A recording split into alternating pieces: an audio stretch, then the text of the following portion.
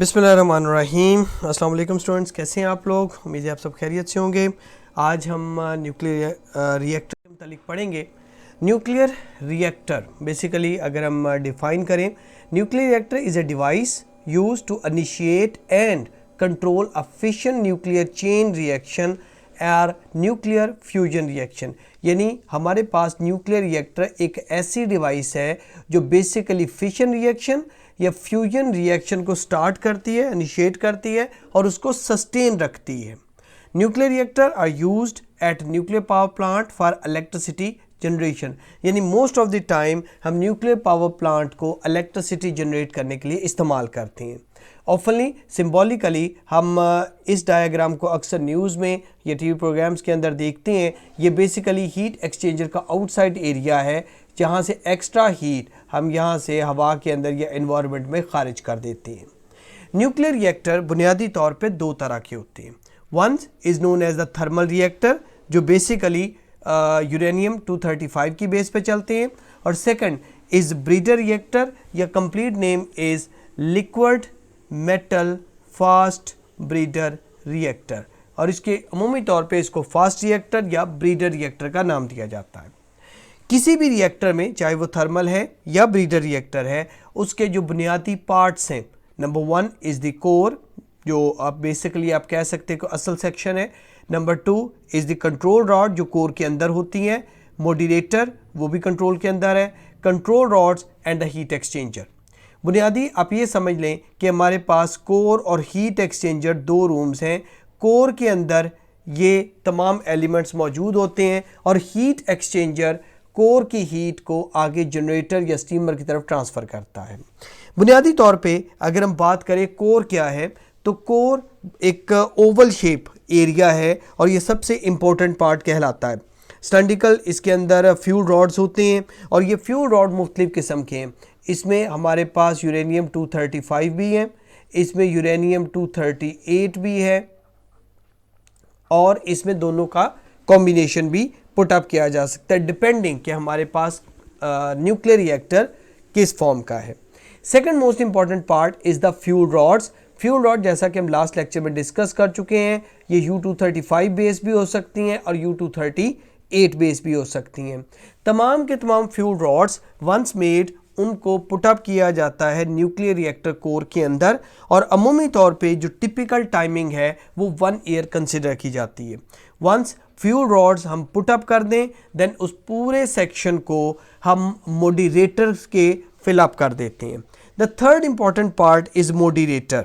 अब modulator basically क्या है? मॉड्यूलेटर हमारे पास small atomic weight element, for example water, heavy water, carbon या हाइड्रोकार्बन्स होते हैं। इन मॉड्यूलेटर का बुनियादी काम जो है वो फास्ट न्यूट्रॉन्स को स्लो करना है ताकि वो यूरेनियम पार्टिकल्स के अंदर, यूरेनियम एटम के अंदर पेनिट्रेट करें, स्टे करें और उसको आप कह सकते हैं डिस्ट्रॉय करके, स्प्लिट करके स्मॉल पार्टिकल्स में कन्वर्ट कर सकें।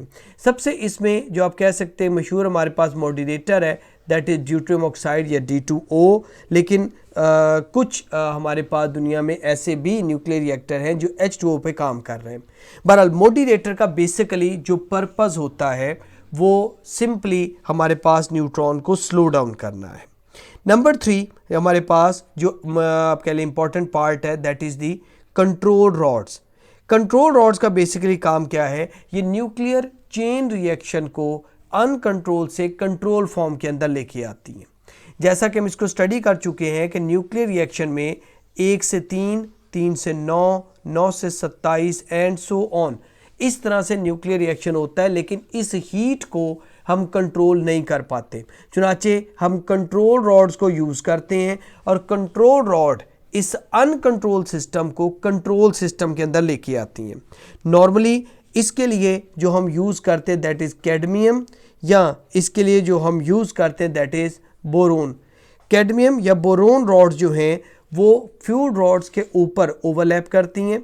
अगर हम कंट्रोल रॉड्स को पुल बैक कर लें, फ्यूल रॉड्स ओपन हो जाएंगी to the reaction, automatic reaction तेज़ हो जाएगा। अगर हम कंट्रोल रॉड्स को वापस इंसर्ट करते हैं, ये फ्यूल रॉड्स को चारों तरफ से कवर कर लेती हैं और न्यूक्लियर रिएक्शन स्लो हो जाता है। सो सादा लफ्ज़ों में हम कह सकते हैं एक कोर के अंदर 3 बुनियादी चीज़ें हैं। फ्यूल रॉड जो एक्चुअल फ्यूल है, मॉडरेटर जो ड्यूटेरियम ऑक्साइड या हैवी वाटर कहलाता है, ये न्यूट्रॉन को स्लो डाउन करने के लिए। तीसरा हमारे पास कंट्रोल रॉड जो है वो बेसिकली इस पूरे प्रोसीजर की स्पीड को कंट्रोल करती हैं, हीट एक्सट्रैक्शन की स्पीड को कंट्रोल करती हैं। The fourth part is heat exchanger. Heat exchanger एक अलग से सेक्शन, अलग से रूम है जो बेसिकली कोर और हीट के दरमियान मौजूद होता है, और इस हीट एक्सचेंजर का काम कोर में मौजूद एक्स्ट्रा जो हीट है इसको स्टीमर की तरफ मुंतकिल करना है। अगर डायग्राम के हवाले से हम देखें तो जो थर्मल रिएक्टर है, गौर कीजिए, this is reactor building. Reactor building के अंदर पहला पार्ट आपके पास प्राइमरी कोर, इस कोर के अंदर आपके पास कंट्रोल रॉड्स और यूरेनियम की fuel rods. Uranium fuel rods neutron reaction से हीट प्रोड्यूस करती हैं, कंट्रोल रॉड उस हीट को कंट्रोल करती हैं, और यहाँ पे इस जगह पे हमने D2O प्रेशराइज तरीके से भरा होता है।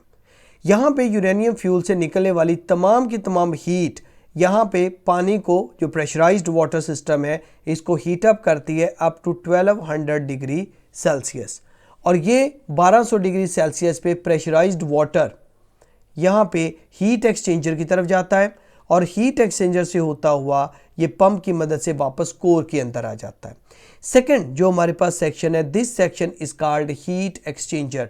और हीट एक्सचेंजर का काम बुनियादी तौर पे क्या है कि बाहर से आने वाले पानी को जो इस एरिया में मूव कर रहा है, ये हीट को ट्रांसफ़र करता है। चुनाचे एंट्री में ये कूल वाटर होता है, लेकिन आउटसाइड पे निकलते हुए ये हमारे पास स्टीम के अंदर कन्वर्ट हो जाता है। इस स्टीम को हम डायरेक्ट करते हैं टूवर्ड स्टीम टरबाइन, और स्टीम टरबाइन हमें इलेक्ट्रिसिटी जनरेट करके देता है। स्टीम जो थोड़ी सी कूलेंट होती है बट स्टिल वो स्टीम है, उसको अलग से कूलेंट सेक्शन में वाटर की मदद से हम कूल डाउन करते हैं, condense back to the heat exchanger again, और इस तरह से ये एक साइकिल जो है थर्मल रिएक्टर का पूरा होता है। यहाँ पे जो हमारे पास ये बड़े साइज़ का टावर है, ये टावर हम कनेक्ट करते हैं किसी भी नज़दीक तरीन मेजर नेचुरल वाटर रिसोर्स के साथ, ताकि यहाँ पे जो हमारे पास हॉट वाटर इन पाइप्स के अंदर मूव कर रहा है उसको वापस ठंडा किया जा सके। सो इसमें जो बुनियादी तौर पे एलिमेंट यूज़ किया जाता है थर्मल रिएक्टर में, दैट इज़ D2O, और सेकंड इसमें हम यूज़ करते हैं यूरेनियम 235। इसके कंपैरिजन में अगर हम फास्ट ब्रीडर रिएक्टर को देखें या liquid metal fast breeder reactor को देखें, तो बुनियादी तौर पे उसमें भी 2 पार्ट्स हैं।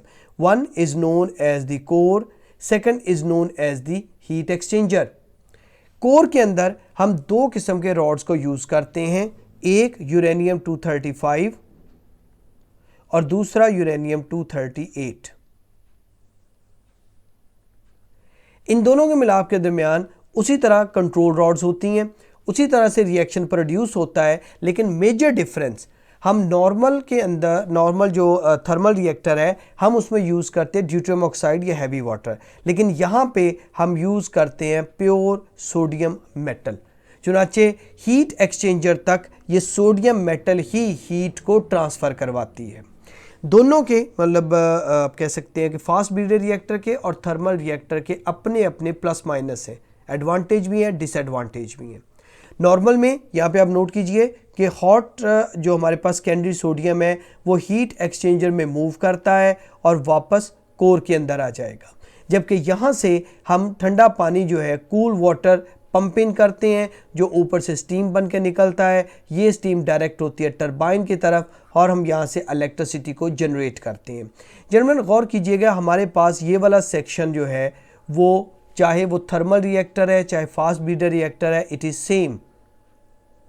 तो डिफरेंस क्या है? डिफरेंस सिर्फ ये है कि हम फास्ट ब्रीडर रिएक्टर में 235 238 यूज़ करते हैं, इसमें मॉडरेटेड सोडियम है, जबकि यही काम जिस वक्त थर्मल रिएक्टर में होता है तो मॉडरेटर के लिए D2O आ जाता है और फास्ट ब्रीडर के लिए U235 आ जाती है। हम ब्रीडर रिएक्टर क्यों यूज़ कर रहे हैं? क्योंकि 238 हमारे पास 99% तक है, जो हम नॉर्मल थर्मल में यूज़ नहीं कर सकते। इस वजह से फास्ट ब्रीडर रिएक्टर के अंदर हम U-235 एंड U-238 दोनों के कॉम्बिनेशन को इस्तेमाल करते हैं ताकि दोनों हमारे पास यूरेनियम जो मेजर एलिमेंट्स है वो इस्तेमाल किए जा सकें। इसको काइंडली स्टडी कीजिएगा डिटेल में, क्योंकि काफ़ी इंपॉर्टेंट लेक्चर है। कोई प्रॉब्लम हो तो आप मेरे साथ डिस्कस कर सकते हैं।